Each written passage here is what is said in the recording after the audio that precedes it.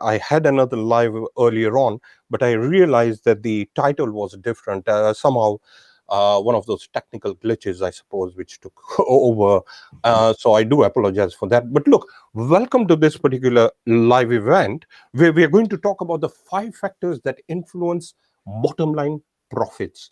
My dear friends, this is impact driven. And what we want to do today is to share some insights which is going to help you to grow your business. And it doesn't matter whether you're a director, whether you're an executive, whether you're a manager, you will find some insights which is going to help you to grow your particular department. It's about achieving excellence, and this is what our purpose is to see you achieve excellence in everything that you do. Now, before I introduce you to my guest, for the second time, sadly, but here's the thing: before I introduce my guest, what I want you to do is please comment and please share where you are from, so that we know where you are from. And this is interactive. If you have any questions, you can obviously pose some questions. But without much further ado, I want to introduce you to Tany Hans. And Tony has helped many businesses scale up. And what I'm going to do is I'll be asking Tony to share insights and his journey of what he has done moving forward. We expect this live event to be about 35-40 minutes, because we want to give you maximum value and add maximum traction to you. And our purpose is to see you take home 1 or 2 tools which you can apply in your business, in your department, which can help you to scale up. It's all about practice. It's all about impact. It's all about stretching our thinking. It's all about moving out of our comfort zone and doing something different, which is going to take us to the next level. So I want you to all welcome Tony. Tony, welcome to this particular live event. Thanks, Vijay. Once again, good morning. Yeah, thanks for having me on the show. Yeah, and having me on this particular event.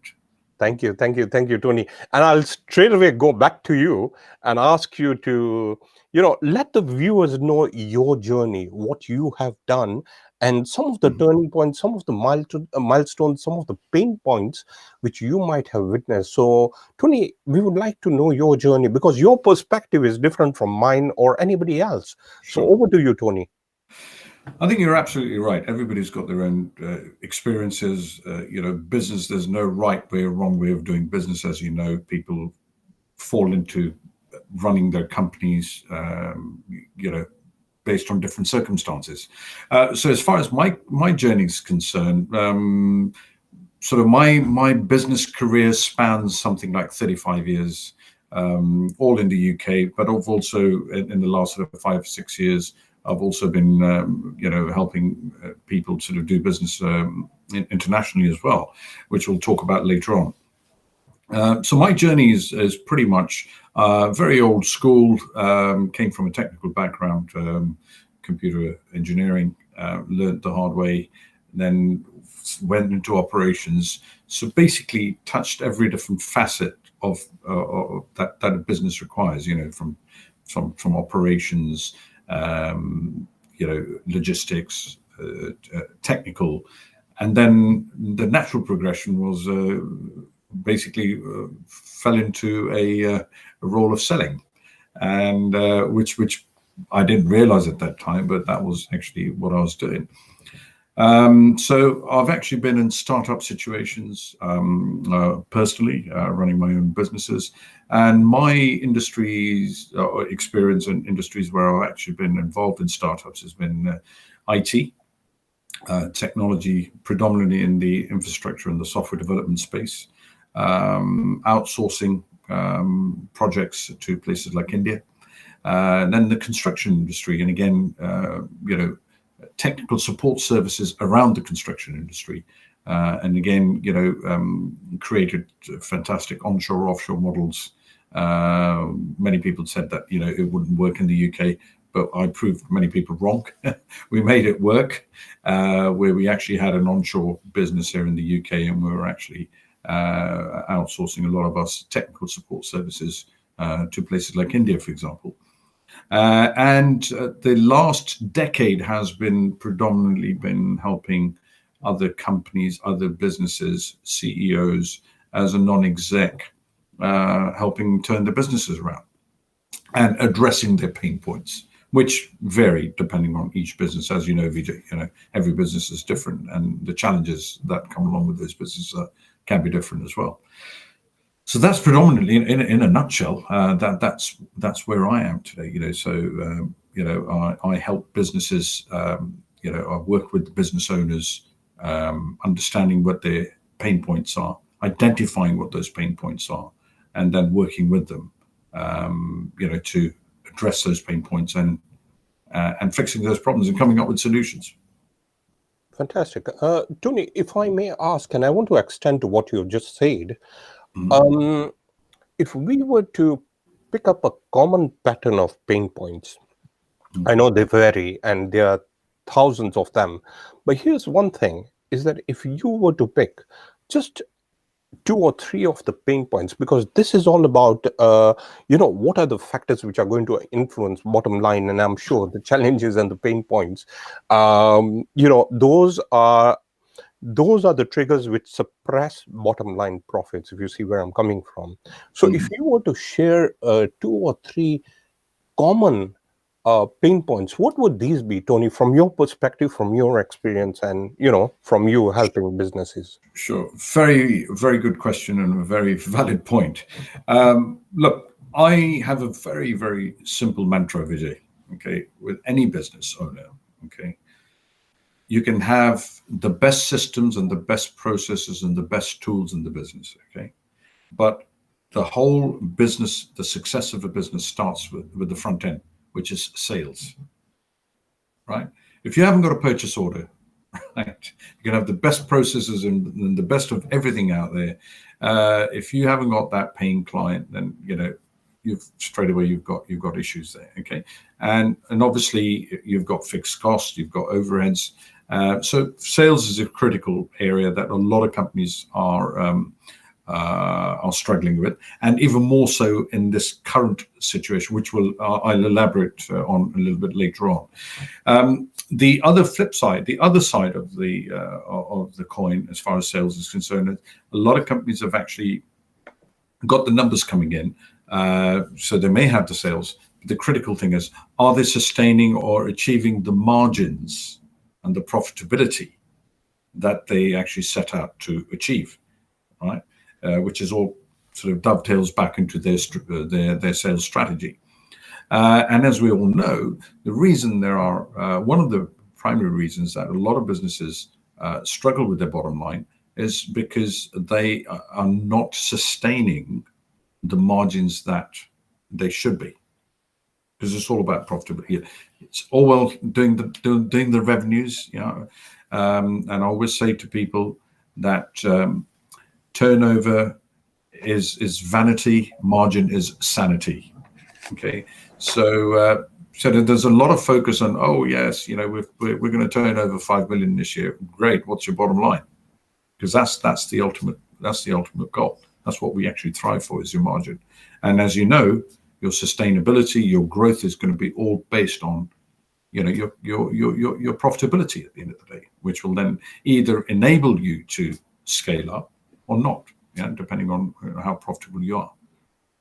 Does that make sense? I hope that's answered. No, that's absolutely, you're spot on. But there's one thing I want to bring and surface out, and I know this is a discussion you and I have had just previously, and we spoke about this mindset. If you remember, if you very well vividly, I'm sure you recall this, is about the mindset.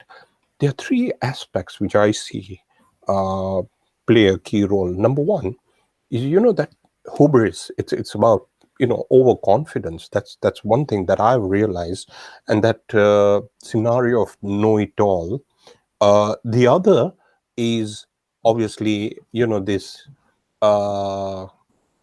mindset of having this fear.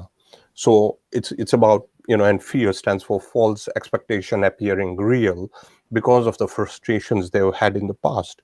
And obviously the third, which is linked to fear, is doubt, because they doubt themselves and they doubt the choices they make.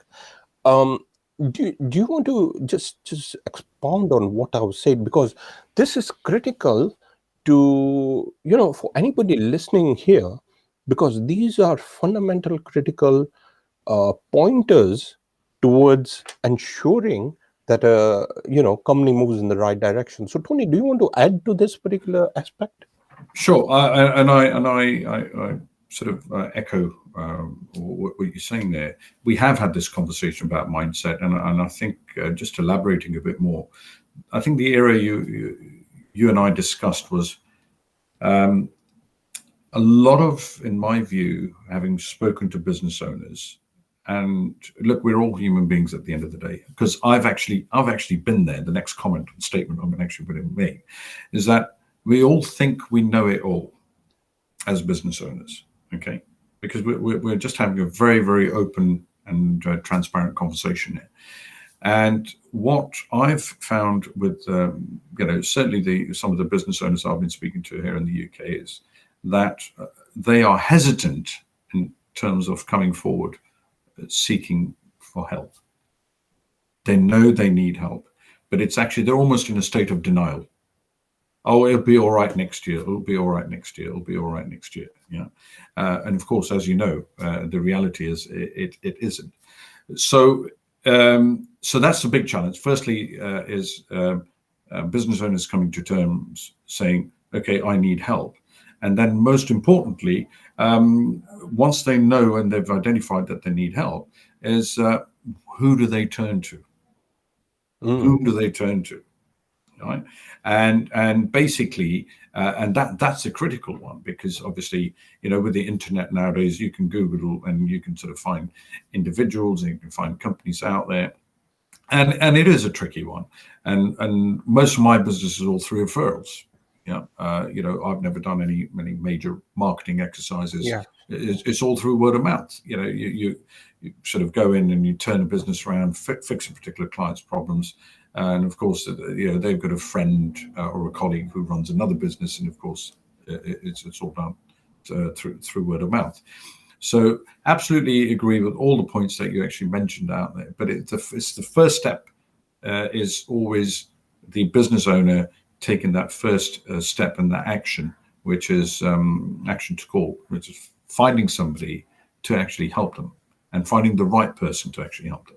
And I think it's also important to find somebody who's actually not what I call a theoretical consultant, coach, whatever the buzzword is out there on the internet.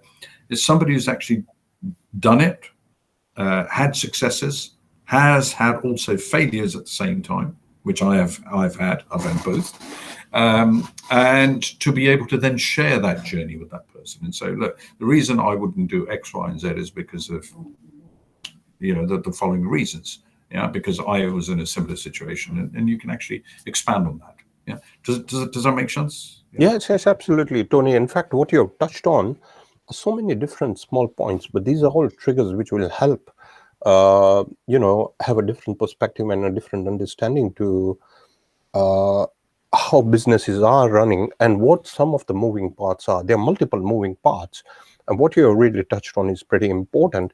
And what really, what really I find really unique is that in this day and age, when everybody is technologically driven, Tony, you sort of stand apart because, you get these referrals and you get your business through referrals, which is obviously something which many businesses don't do.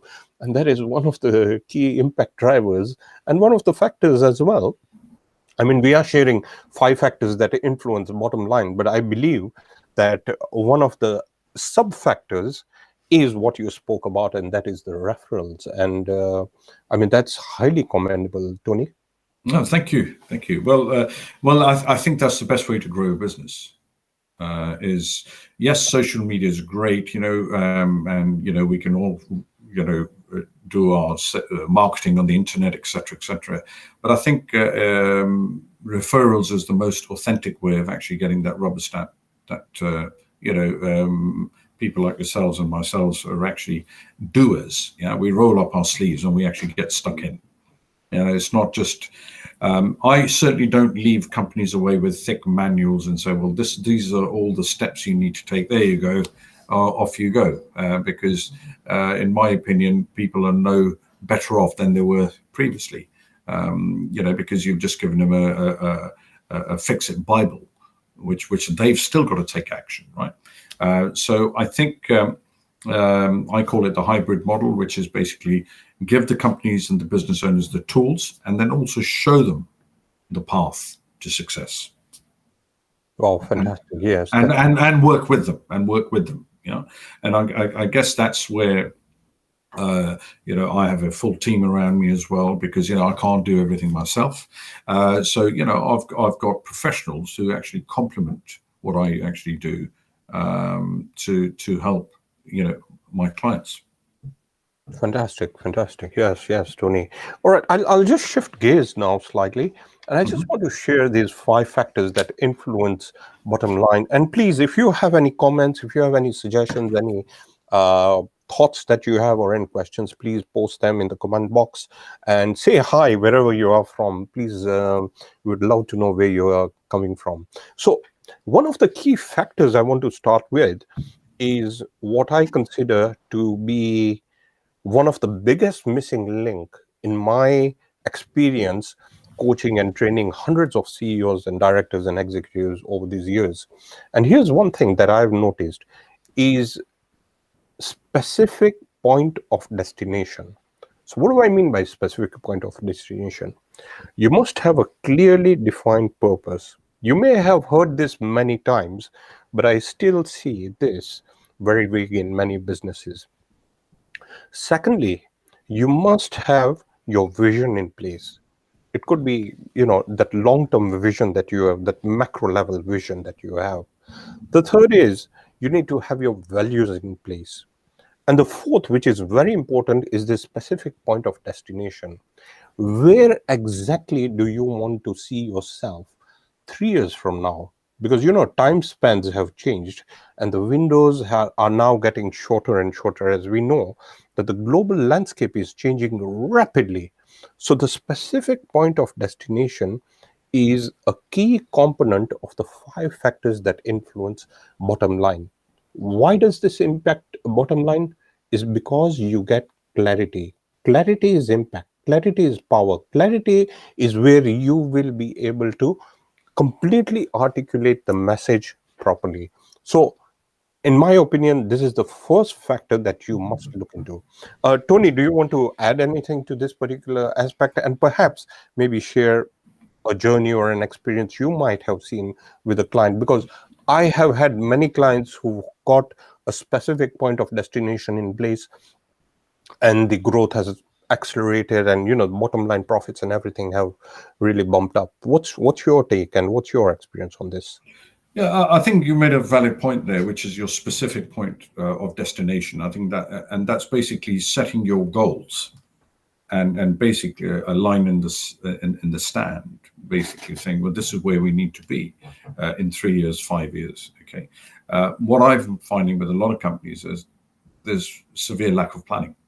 They have not thought that whole process through. Okay, and it goes back to my earlier comment, is how a lot of the businesses that I'm sort of consulting with at the moment, especially, I'll give an example in the construction industry, and through no fault of their own, a lot of these companies who have now got to where they are have started off as tradespeople.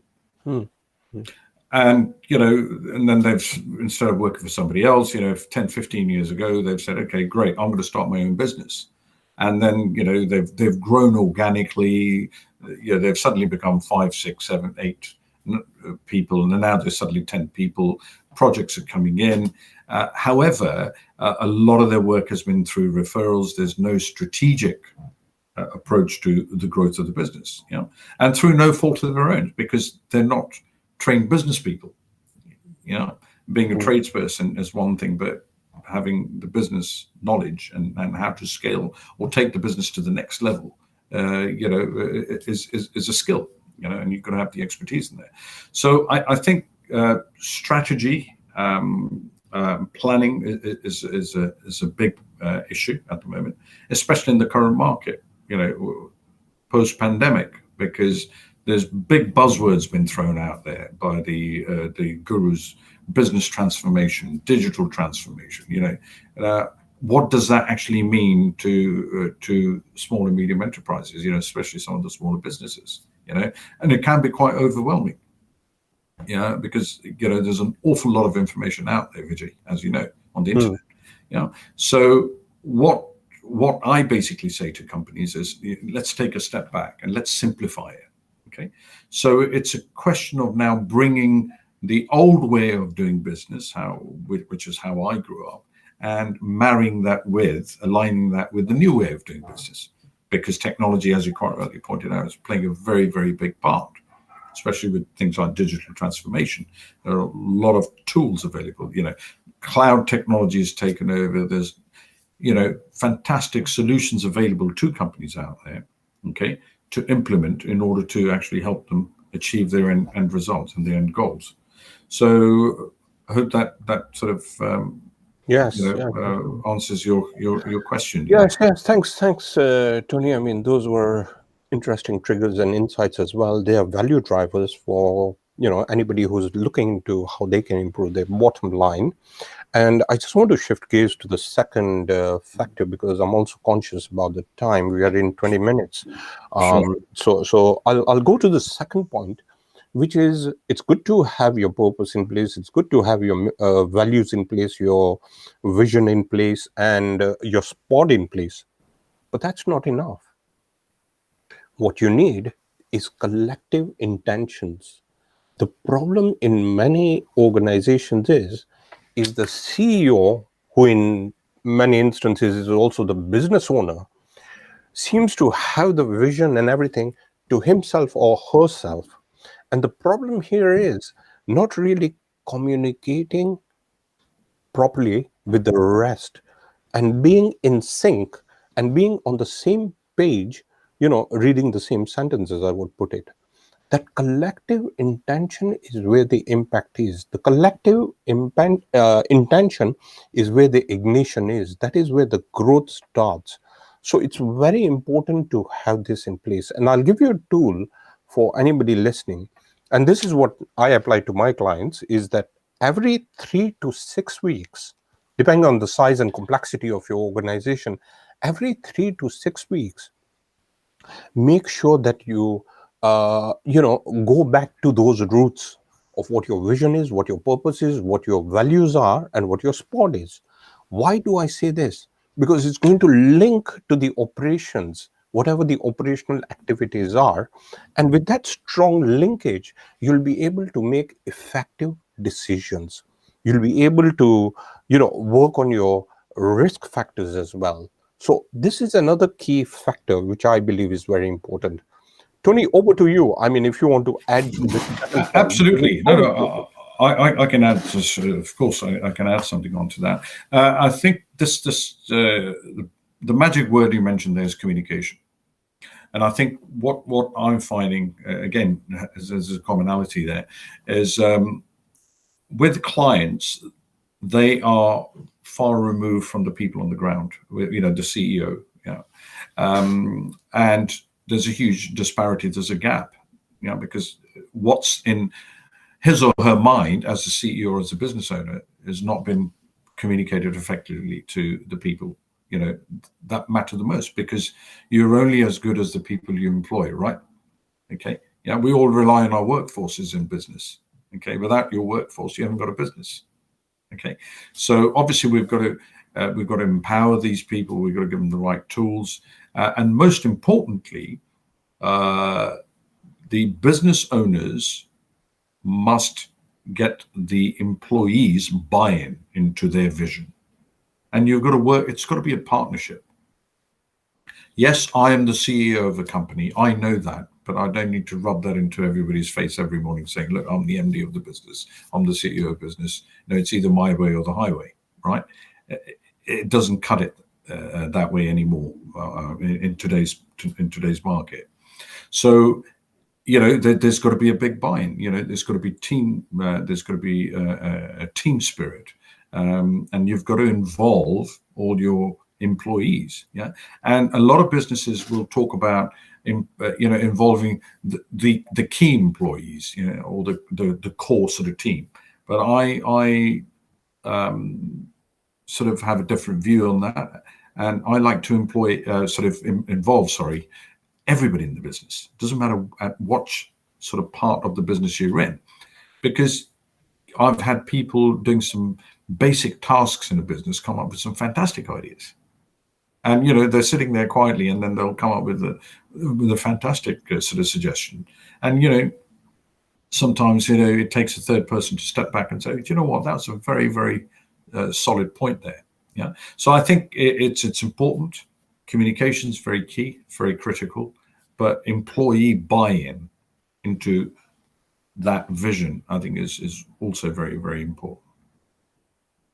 Okay, fantastic. Yes, which leads me to the third factor, and you just touched on it: team empowerment, and the way the enrichment, or I would put it as the excellence framework, and that is leadership, because this is very important. Being an active listener, we know about all that, but here's the thing: is that leadership skill set, which is so critical to the growth of the business, and it impacts the bottom line. Because if you have the right leadership in place, you will see the engagement there. You will, just like what you said, Tony, it's about opening up to new ideas and opening up to new thoughts as well. So it's that leadership that is required, the right leadership who's inspiring enough and who's got a buy-in from all the stakeholders. So this is the key component and a leading factor in the growth of bottom line. And here's another thing, is that I see, in conferences, and when I'm speaking in conferences and seminars, one question I ask is, how many of you have a to-do list? I normally get 90 to 95% who have a to-do list. But when I ask them that how many of you have a not to-do list, obviously I don't get that. So the thing is, when you have a not to do list, what is happening is that you will then have more time and you will be able to stretch your capability, which is important. And the third list I normally ask them is, how many of you have a to be list? A to be list is transformational. A to do list is transactional.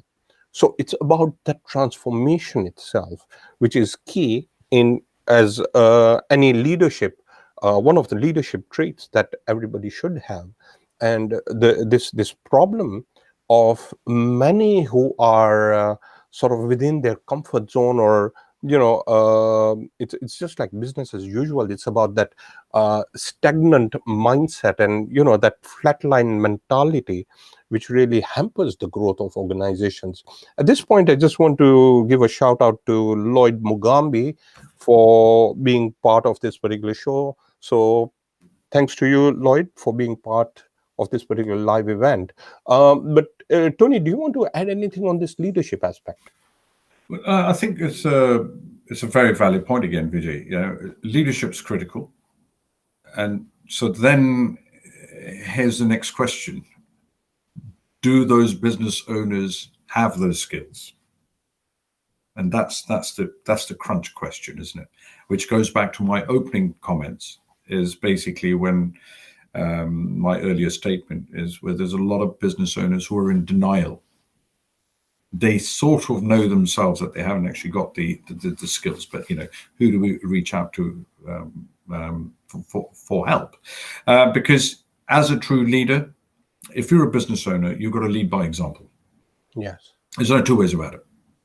Okay, it's not theoretical. Yeah, it's practice. So, and I always suggest to business owners and say, look, don't demand things of your employees, things that you would not be able to do yourself.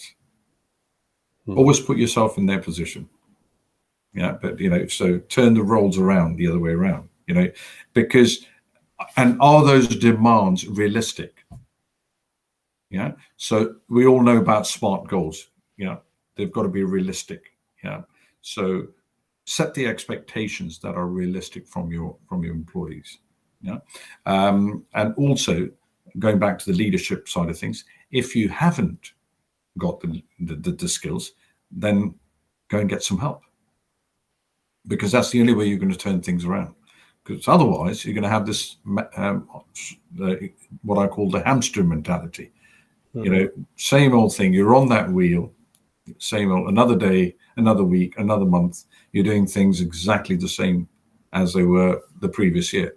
And as you know, Vijay, if you keep doing exactly what you've always done in the past, you'll keep getting the same results, right? 100%. And you need to have change. And that's the magic word here. This whole business transformation, you can give it whatever brand identity you'd like to give it, but ultimately is business owners have to be ready for change. That reminds me, augmenting the Nido Cuban had said this very nicely. I love the way he put it. And he said, for the timid, change is frightening. For the timid, change is frightening. Sure. For the comfortable, change is threatening. That's for the comfortable. But for the confidence, change is an opportunity. And where does confidence come from? It comes from competence, which is your knowledge, skills, and experience. So this is so important that leaders need to make sure that they look into this change, this ever-changing landscape that we are, which is a reality, basically. So this is really powerful. Let me move to the fourth factor, which is obviously we have touched part of it, but I want to really hone on this particular point, and that is the culture. And I have seen toxic culture. I have seen that culture, which is like, it's just unbelievable.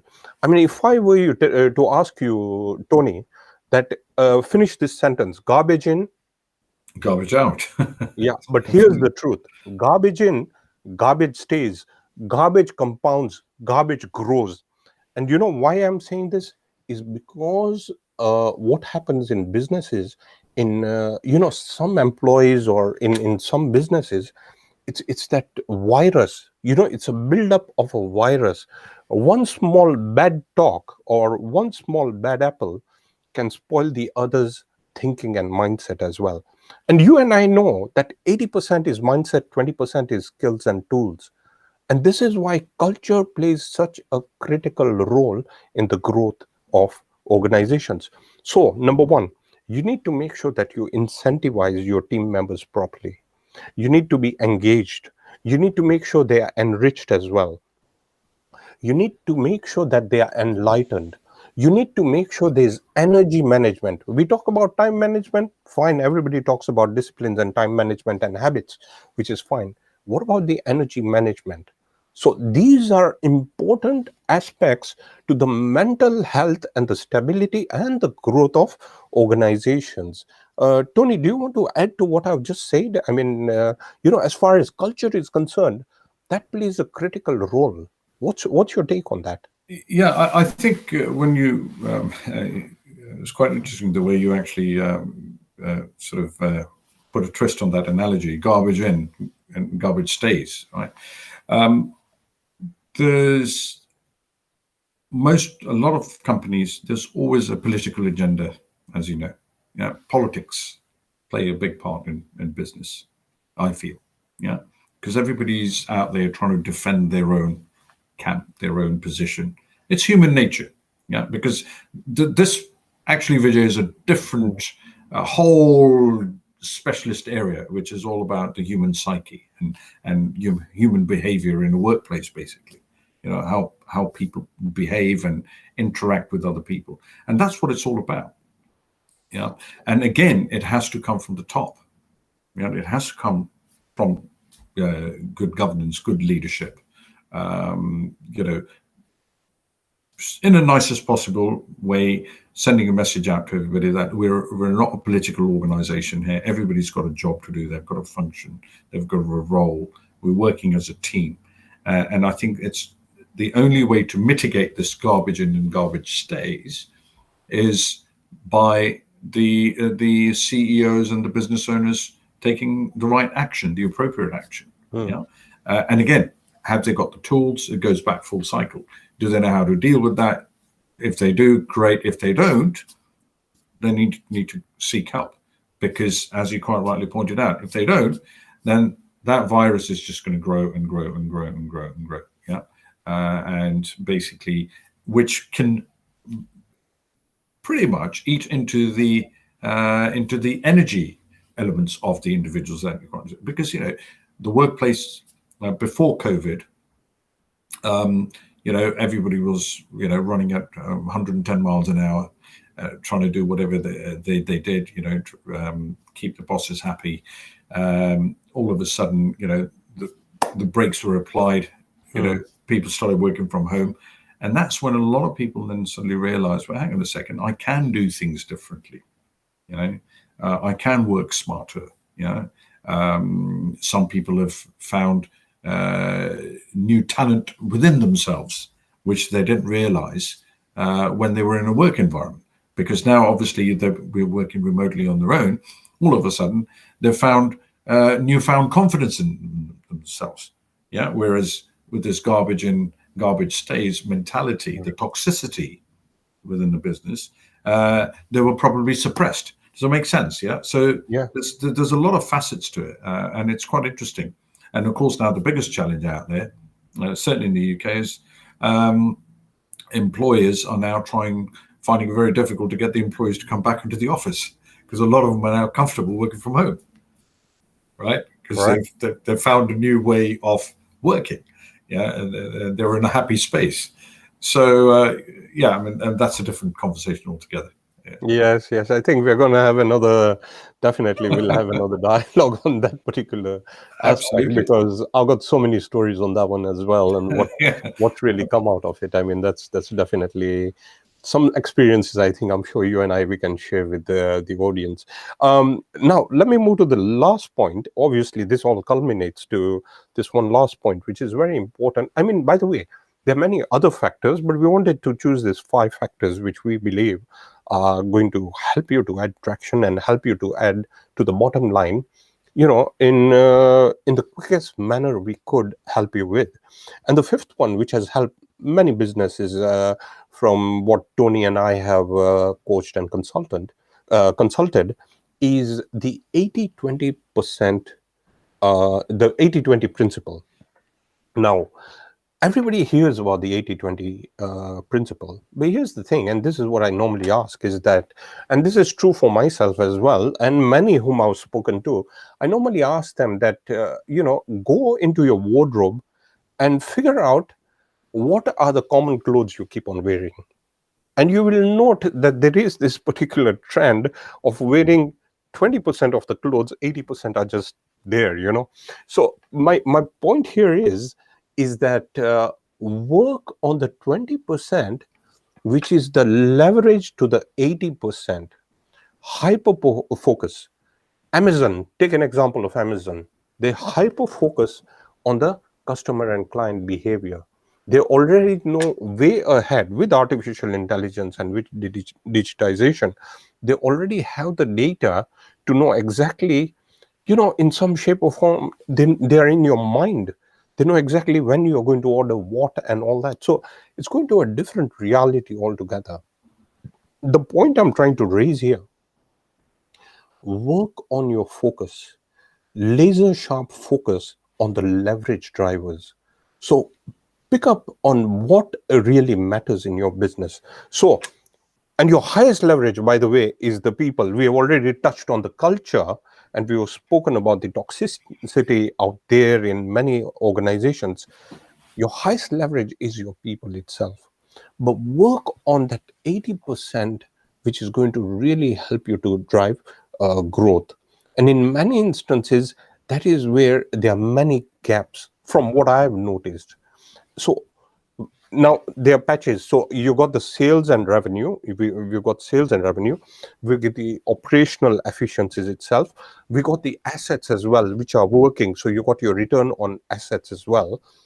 And you have some white elephants as well. Maybe I've seen many businesses who have got assets which they are not using. you got all these different components, and obviously you got the leadership and you got the governance as well. The fact of the matter here is, look into how you can add 80%, on what the leverages are within those particular businesses itself. And we've got a program which is Business Excellence Blueprint, which goes into step-by-step process. But the point here is that you just need to simplify your model and look into that particular 80%. Tony, what's your experience on this 80%, 80-20 principle? Well, actually, Vijay, sadly, we would need a lot more time on this because, as you know, a lot of people talk about the 80-20 rule. I totally agree with what you're saying. There has to be laser sharp focus. Yeah, you need to identify the differential between the 80-20. Yeah, and I think, as I said, it's a whole subject in its own in its own right. So maybe we should incorporate that in one of our sessions. Yeah, we definitely need. I'm just sort of mindful of the time. That's all. Yes, yes. In fact, I think we need to have a session on each and every of these factors, because I think we can Absolutely. spend 40 minutes on each one of these factors and giving you Oh, more examples and a experiences. lot more A time lot than more, 40 yes, minutes. yes, a lot more. I I agree mean, with you. I concur with you. By the way, Calvin's joined us. So, Calvin Chisanga, hope I've got the name right, Chisanga. Thank you very much for joining as well. So, thank you. I can see your comments as well. So, yeah, man, this is fantastic. I think, Tony, I think we've really sort of, you know, uh, this is what it's all about. It's about synergy. It's about joining minds together, and giving you perspective for you to grow, for you to make an impact, for you to scale up, and for you to look into your capabilities as well. So, I mean, this this is a series, and I'm definitely having Tony in this particular live event in the future as well. But for now, we just wanted to share these five in the most condensed manner, just like what Tony said. This could be like a 2-day workshop, immersion workshop, if we really go into detail absolutely. with all the factors and more. So what we are trying to do is, we are trying to condense it as much as we can, so that we can bring as much value as we can for you moving forward. So look, viewers, thank you very much for joining us for today's event, and we'll be having more, and obviously we'll be putting it in our schedule accordingly. So I hope you've enjoyed. Tony, any parting insights or anything that you want to share as a wrap up? Just a couple of things. Stay positive. Okay. Stay focused. Okay. And get help. Fantastic. Thank you. Thank you so much, Tony. Okay. And just to Thank add you. to what Tony has said is, make sure you take action as well. Discipline, habits, action. Make sure that you make an impact through taking those actions, and look into your risk thresholds as well. Take those bite-sized risks, small bite-sized risks, which is going to help you to scale up and grow. I wish you all the very best. And just like what Tony said, stay safe, stay healthy, look after yourself, look after your mental health as well. And if there's anything we can do to help you, please, just send a message over, and we are happy to. Yeah. Just reach out, Vijay. Yeah, Yeah. just Just reach reach out. out, and we are there to help. So that's what our intention is. Thank you very much, everybody, and we look forward to seeing you in the next show. Thank you. Bye for now. Goodbye, all. Thank you. Thank you.